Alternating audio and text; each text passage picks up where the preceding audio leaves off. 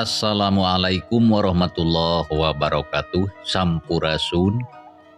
Mitra-mitra kaum dangu anu di mana baya ayana, alhamdulillah kalayan kudratillahi robbi qadar tinu maha kawasa urang sadayana tiasa ditepang dangu deui sareng simkuring kang tile dina acara carita Sunda tanapi dongeng Sunda. Urang nuluykeun hanca carita anu katunda dina judul ning carita gara-gara pelet. Anu mana ieu carita teh hasil buah karya atanapi karangan Amburos di Palihan Bandung. Kasugri para wargi dina jujutan hanca carita anu katunda. Pedaran kang tile kasapih kuanci dina mangsa medarkeun kayaan Nyi Fitri anu mana kiwari nuju utah-utahan kulantaran ngarasa sebel. Duka kunaon tetenya duka asup angin, duka mabok supa nasi asdur. Kumaha tuh mitra lajenganana ieu carita. Sumangga langkung paos nama urang sami-sami Bandungan deui ku sadayana.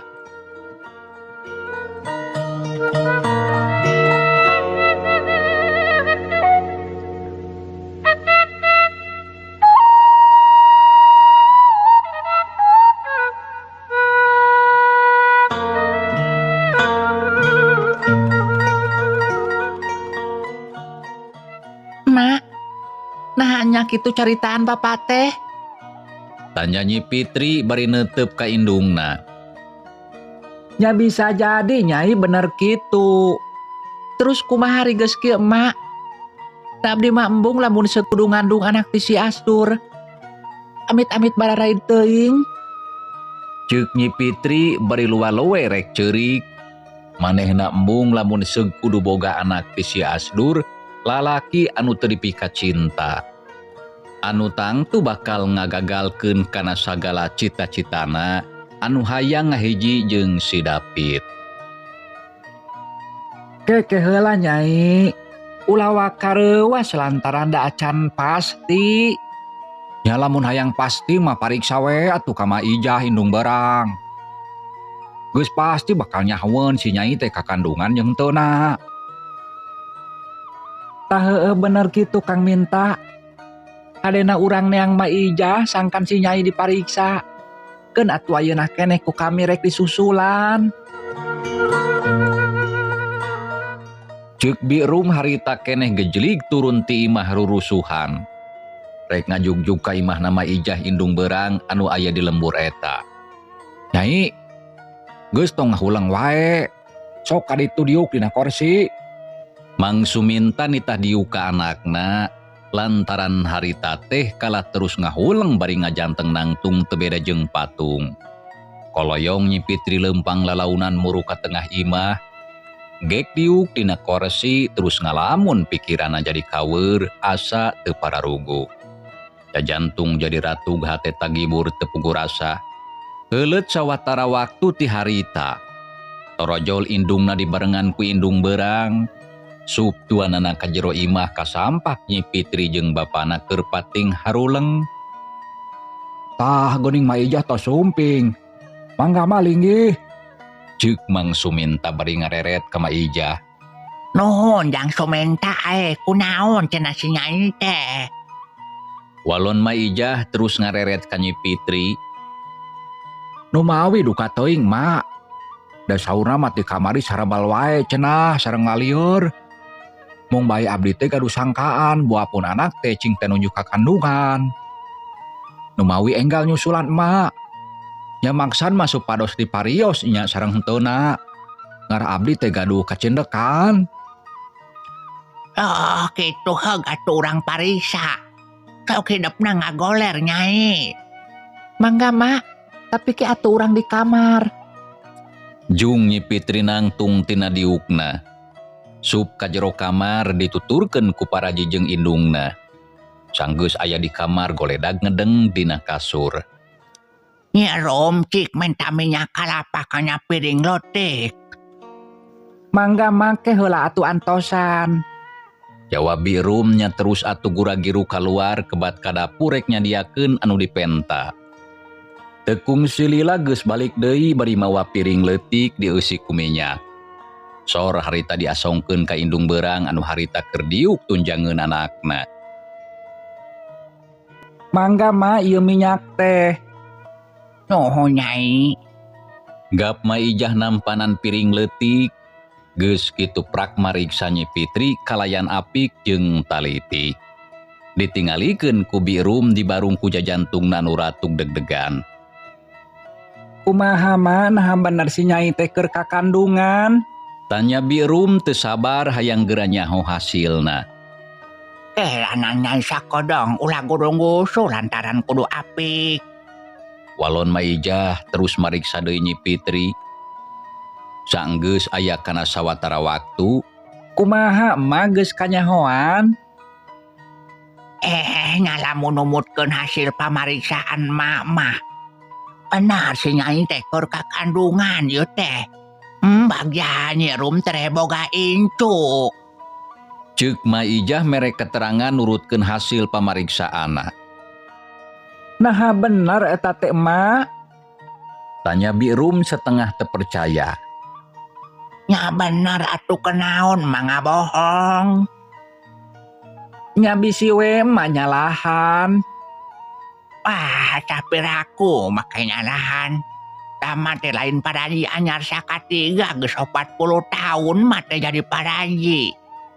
Asapiraku mariksa anu kieu kudu salah. Lamun teu percaya bandungan we atuh caritaan mah. Sabab engke oge bakal katingali bukti. Nah, atuh anu reuneuh mah geus pasti bakal gagedean. Moal bisa disumputkeun lain peuyeum. Walon Maijah bangun anu geus ngarasa yakin pisan lamun harita Nyi Fitri bener keur kakandungan. Da puguh Maijah teh lain paraji anyar-anyar lantaran geus lila anu tangtu loba pisan luang jeung pangalaman dina mariksa anu kakandungan. Mak, kumaha tuh ari geus kieu? Ceuk Nyi Fitri bari ngareret ka indungna. Sedengkeun anu ditanya kalah ngahuleng keur kitu pok Maijah ngomong. Nya teu kumaha Nyai. Keun wae keur kakandungan mah da atuh geus biasa di awewe mah kodratna. Samalah kudu ngarasa bagja. Sabab ku Gusti anu Maha Kawasa hidup dipercaya ngabogaan katurunan. Anu kahareupna tangtu baris nuluykeun rundayan katurunan kulawarga Nyai. Tapi abdi nolak mah. Lantaran embung lamun seueur kudu ngabogaan anak teh si Asdur. Abdi embung mah sieun ieu budak jadi jalma baragajul kawas bapana. Geus pasti buah mah moal ragrag jauh tina tangkalna. Tembal Nyi Fitri geus kitu hing ceurik ngabangingik siga budak. Nya sabot keur kitu torojol Mang Suminta asup ka kamar lantaran ngadenge anakna ceurik. Kumaha mak? Nah bener si Nyai teh keur kakandungan. Benar Jang Suminta. Nyi Fitri keur kakandungan. Geus sabaraha bulan? Tanya Mang Suminta penasaran.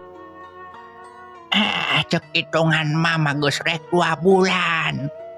Walon Maijah katingalina bangun anu geus ngarasa yakin pisan. Geus rek 2 bulan. Kumaha tukang Suminta ri geus kieu? Ceuk Birum ngareret ka salakina. Nya teu kumaha atuh Rum? Oh dah kumaha deui geus kieu buktina. Sok sanajan si Nyai embung oge nya kapaksa kudu narima. Tapi abdi embung Bapak, mung boga anak ti si Asdur. Tembal Nyi Pitri bari melong ka bapana panon carinakdak baseuh ku Cimata. Nyare kumaha tuh Nyai? Sanajan keukeuh hidup mung oge da geus kieu kanyataanana moal bisa ditolak. Lamun ayeuna hidup keur kakandungan anakna si Asdur, jadi daek teu daek kudu ditarima. Embung Bapak, sekali embung abdi tetep embung.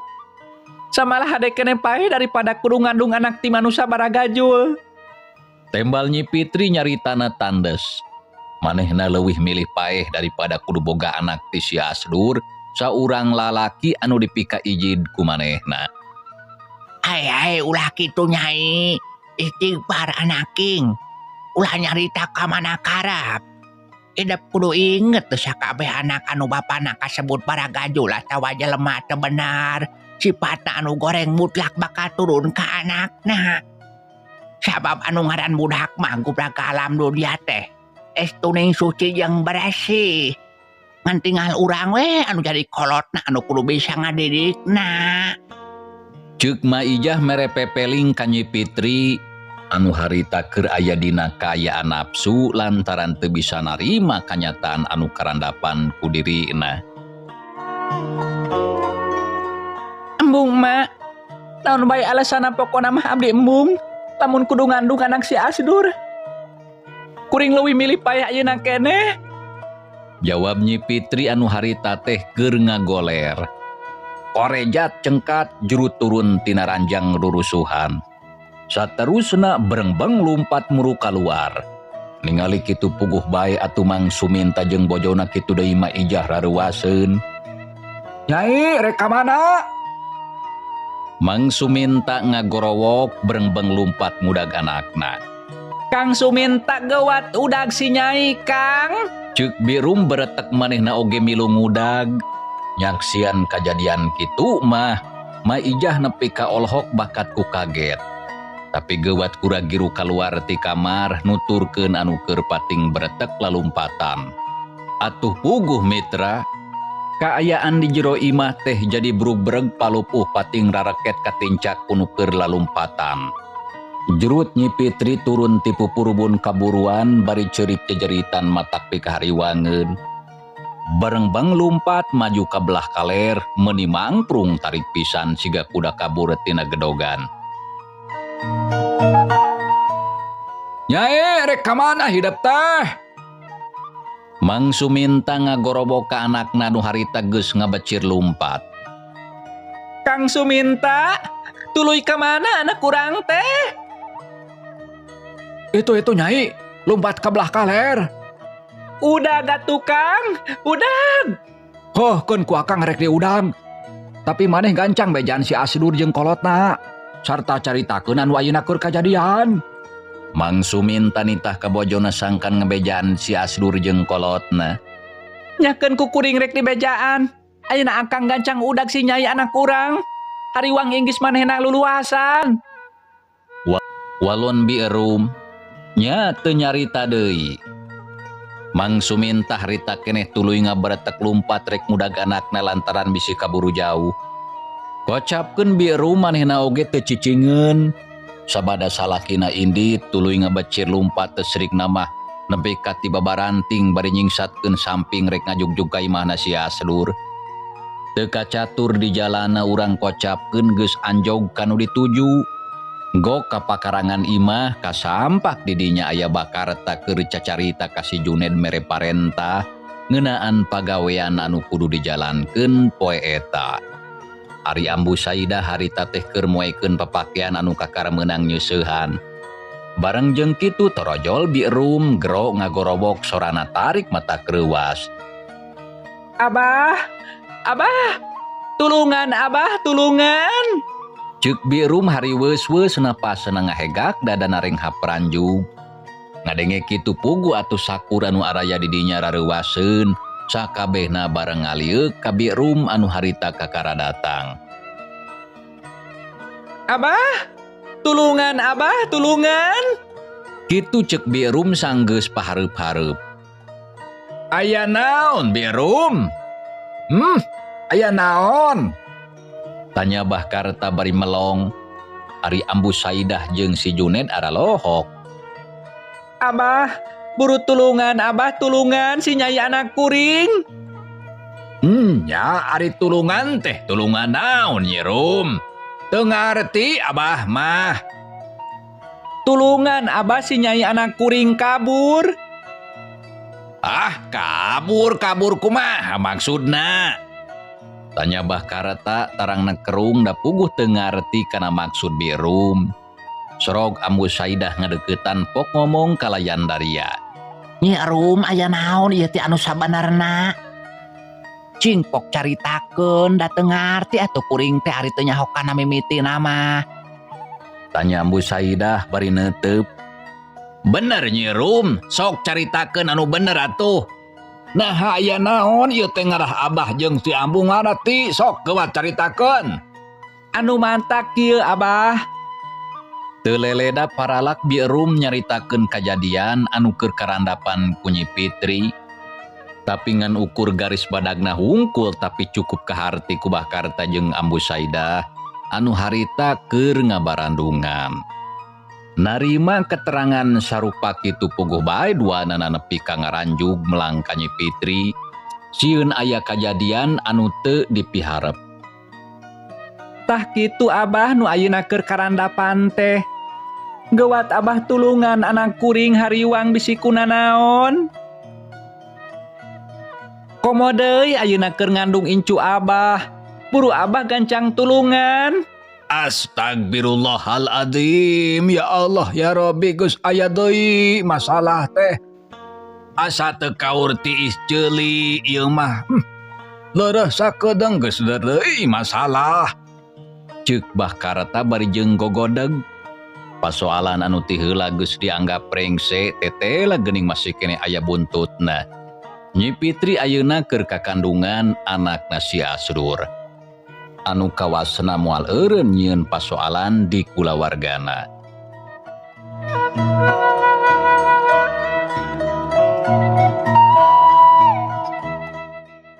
Abah lamun kitu mah geuwat ka ditu atuh udah Nyi Pitri.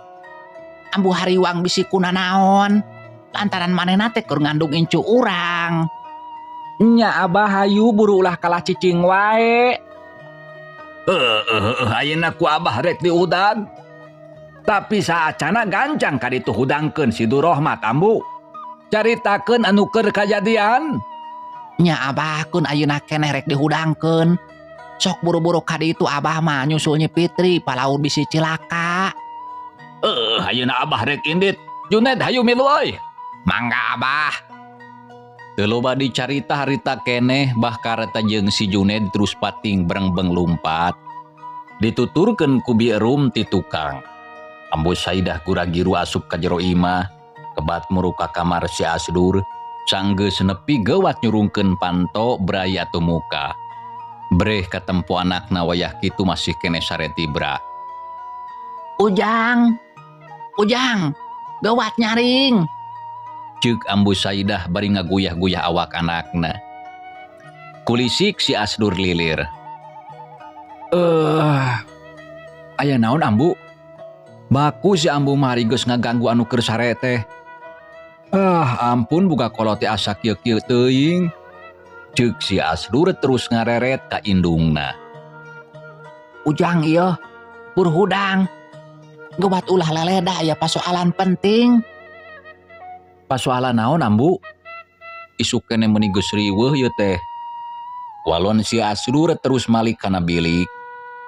Ujang geuwat hudang ieu. Dengekeun caritaan Ambu ku ceuli. Lantaran ieu mah lain heureuy anu matak sok buru hudang. Aduh, nah aya naon ieu teh atuh? Kieu Ujang. Paralak Ambu Saidah nyaritakeun anu harita keur kajadian sakumaha anu tadi geus ditepikeun ku Birum. Barang narima beja kitu si Asdur gancang ngorejat cengkat da puguh bakat ku kaget anu lain dikieuna. Nah bener eta teh Ambu? Bener kitu nurutkeun Nyi Rumah. anu matak sok kaditu buru-buru susul Nyi Fitri bisi manehna kunanaon. Lantaran keur kakandungan. Sarta geus pasti eta teh anak hidap. Darah daging hidup sorangan. Ah, Nyi Fitri keur kakandungan. Ceuk si Asdur setengah terpercaya kana eta beja. Ujang buru kaditu susul Nyi Fitri. Nya ambu ayeuna rek disusul. Walon si Asdur jeung nangtung beretek lumpat muru kana panto hareup. Jurut turun kaburuan satuluy ngabecir lumpat nepi ka ti papareto teu nolih kana nanaon.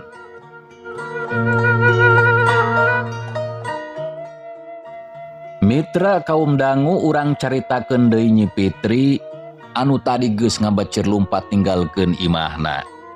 Arita Nyi Fitri tuluy ngabreng-beng lumpat mapai jalan desa bari ceurik jejeritan.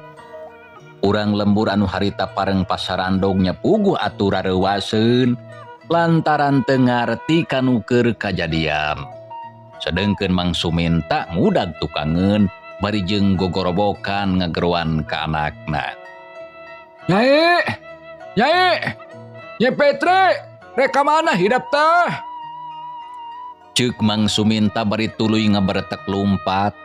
Tapi Nyi Fitri anu diudagna harita teu ngawalon samalah teu ngaliuk-liuk acan. Nyai! Odon! Odon Nyai! Ieu bapak anak king! Mang Suminta ngagorobok deui ka anakna nitah eureun. Tapi angger Nyi Fitri masa eutik oge teu malire, samalah lumpatna kalah beuki tarik, lar ngaliwat ka pelebah warung Biiroh gok amprok jeung Mang Ikin anu kakara kaluar ti jero warung. Nya barang ngadenge anu ngagorobok Mang Ikin ngaliuk.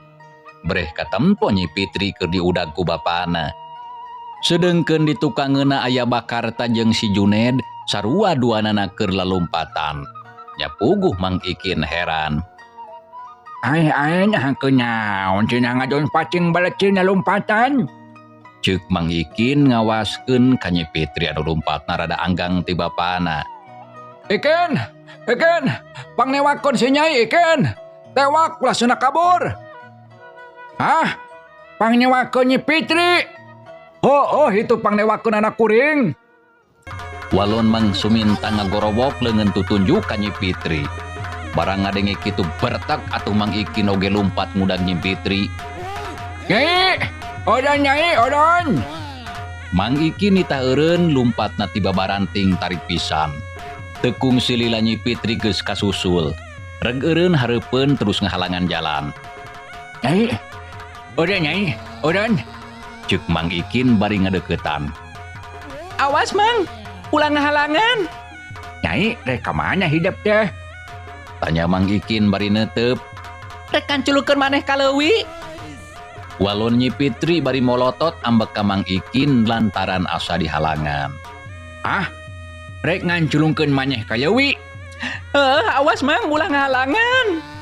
Ceuk Nyi Fitri berebet lumpat tapi sakilat leungeun kencana dijeuwang ku Mang Ikin. Ulah Nyai. Nanaonan make rek nganculungkeun maneh ka leuwih. Lepaskeun Mang, lepaskeun. Nyi Fitri ngebetot leungeunna hayang lesot.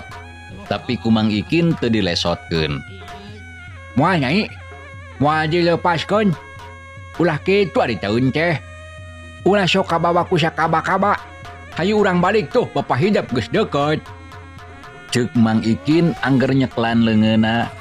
Nya puguh atuh Nyi Fitri jadi keheul sacara teu disangka hiuk. Jebet dampa leungeun katuhu ngalayangkeunna kana beungeut. Nya puguh atuh Mang Ikin reuwas. Anyuh! Mang Ikin ngagero bari nyengir sok sanajan kasebut panampiling ngawewe. Ari keur nafsu mah teu burung karasa meuni peureus da puguh satarikna. Lepaskeun matak oge Mang, lepaskeun. Nyi Fitri keukeuh menta dilepaskeun tapi ku Mang Ikin angger diceklam. Nyi Fitri beuki nafsu sakilat suku katuhu ngalayang ngajejek palangkakan. Hiuk jebrot denggel pisan kana palangkakan Mang Ikin. Anyuh! Sapada harita Mang Ikin ngoceak terus ajrag-ajragan bari nyeklan palangkakan. Leungeun Nyi Fitri leso tina ceklam. Nya puguh atuh bungah red ka tukang katempo bapana geus rek nepi. Bareng-beng Nyi Fitri lumpat deui beuki tarik. Nyai, oron Nyai, oron. Rek ka mana hidup teh? Eling Nyai, ulah rek luluasan anaking. Buru oron hayu urang balik jeung bapak. Moal kuring mah moal balik. Tesu diabdi-abdikan kudu ngabogaan anak teh si Astur manu sabaraha gajul. Kade keneh paeh kuring mah. Astagfirullahaladzim Nyai. Eling anaking eling. Ceuk Mang Suminta mepelingan nita eling ka anakna. Tapi Nyi Fitri teu ngadenge harita tuluy bae mengpanglupatna beuki tarik gancang pisan. Tolong pangnewakeun anak kuring. Tolong. Mang Suminta terus gogorobokan menta tulung ka batur salemburna. Sakur anu harita raya di jero imah hampir sakabehna kaluar. Tapi lolobana mah awewe sabab sabagian gede lalakina mah wayah kitu teh geus arindit ka tempat pagawean. Nya atuan wahira mah kalah ngarogrog ngalalajuanan anu harita keur pating beretek lumpat. Leok Nyi Fitri mengkol ka belah kenca beras ka sisi susukan. Gawat atuh meuntasan cukang anu dijieun tina awi golondongan. Srog ka pasawahan terus ngebecir lumpat mapai-mapai galengan sawah anu heureut jeung pungkal pengkol. Maksudna rek ngajugjug ka walungan. Kocapkeun si Asdur anu harita teh keur ngudag tukangeun metra. Harita geus deukeut ka Mang Suminta dituturkeun ku si Junen, pang tukang nabah kareta. Sedengkeun Mang Ikin teuing ka mana sigana teu terus ngudag. Sabab karasa palangkakana nyeri balas ditajong ku Nyi Fitri. "Mang, ka mana lompatna, Mang?" tanya si Asdur bari ngahegak ke sang nangoprot maseuhan awak. Tuh ka belah kaler. Buru udag. Walon Mang Suminta lompatna geus sasampoyongan, da puguh bakat ku cape. Si Asdur harita terus ngaberetek lumpat ngudag Nyi Fitri. Nyai, eureun Nyai. Eureun. Si Asdur ngagorowok nitah eureun, tapi oro kaya ku Nyi Fitri teu didenge. Nya komo deui ngadenge sora si Asdur mah lumpatna kalah beuki tarik. Nyai, eureun Nyai. Eureun. Si Asdur ngagero deui tapi angger ku Nyi Fitri teu didenge. Nya terus bae mengpeng lumpat muru ka walungan. Anu ngudag harita tuluy pating gararo. Nya puguh atuh harita anu keur aya di sawah rareuwaseun. Sakabehna carengka tuluy ngawaskeun kanu keur silih udag dina galengan.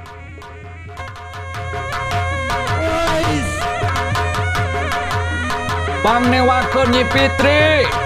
Pangnewakeun. Ceuk si Asdur ngagorowok menta kanu di sawah sangkan mangnewakeun Nyi Fitri. Beretek atuh harita lalumpatan.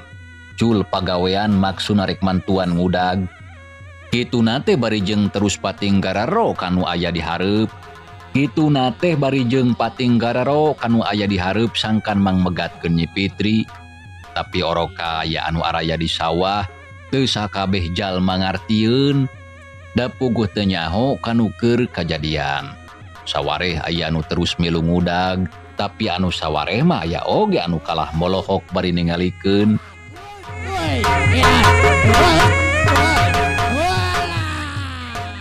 Kaayaan di pasawahan teh harita jadi rame kuno pating gorobok kawas anu keur morobagong. Nya puguh atuh Nyi Fitri beuki ambekeun red ka tukang si Asdur beuki deukeut.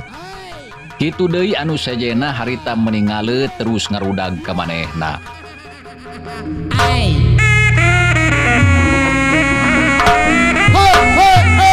Kaprak. Pegat oi teu hilir. Bagong teh. Udag. Pegat oi. Pegat. Pegat belah hilir.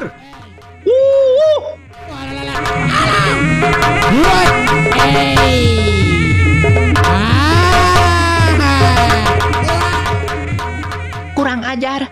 Kunaon cenah mangkeluk teh make pipilueun kana urusan aing. Lamun kieu carana mah aing tang tu bakal katewak. Ceuk Nyi Fitri jeleng luluncatan dina galengan leok mengkol ka belah katuhu, terus lempeng sanggeus aya sawatara waktu gog anjog ka sisi walungan. Kadenge sorat cai menisiah ngaguruh ngagulidag maju ka hilir, Nyi Fitri terus tipupurubun turun ka sisi walungan. Cep karasa cai teh meninya cep tiis, mimitina mah deet ukur sarat bitis. Nya terus maju ke tengah, pucuprak. Nyi Fitri lempang dina cai. Kalacat unggah kana luhur batu anu lempar, terus luluncatan tina batu hiji kana batu sejen.